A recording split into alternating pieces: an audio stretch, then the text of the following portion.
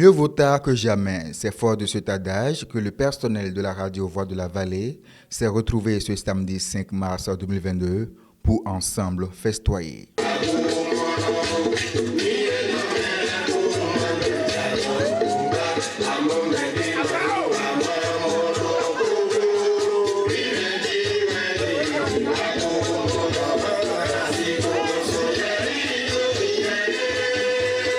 Aujourd'hui, nous avons décidé d'organiser la fête du personnel et nous remercions très sincèrement nos responsables pour tous les efforts fournis pour la réussite de cet événement. Donc nous remercions l'Éternel des armées qui nous a permis d'organiser cette fête avec beaucoup de réussite, avec beaucoup de joie. C'est-à-dire après 12 mois de stress, ne pas parler de travail, mais de stress, parce que le métier de journaliste, c'est d'abord un métier plein de stress.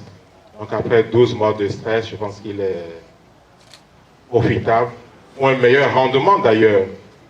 Laissant bic et micro, le personnel de la radio Voix de la Vallée a prouvé qu'il avait d'autres talents.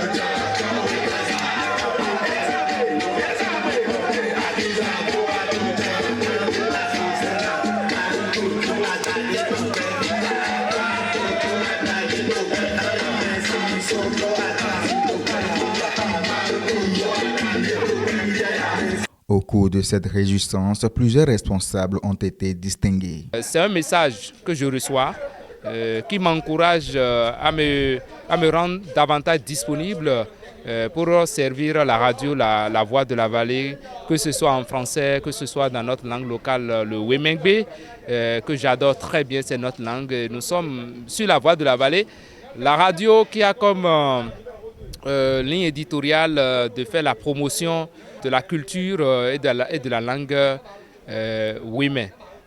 En tant que distingué, sincèrement, c'était une surprise agréable pour moi. J'étais vraiment ému et je ne ferai que féliciter ce comité d'organisation de fête en question.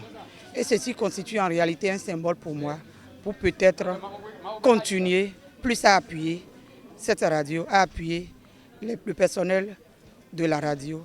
Cela doit servir également d'exemple au personnel, ceux qui viennent après nous, qui ne cessent de travailler. Ça doit être encore un renfort pour eux. Cette fête de réjouissance, qui n'est pas la première, ne sera pas la dernière, car permet au personnel d'oublier un tant soit peu le stress quotidien.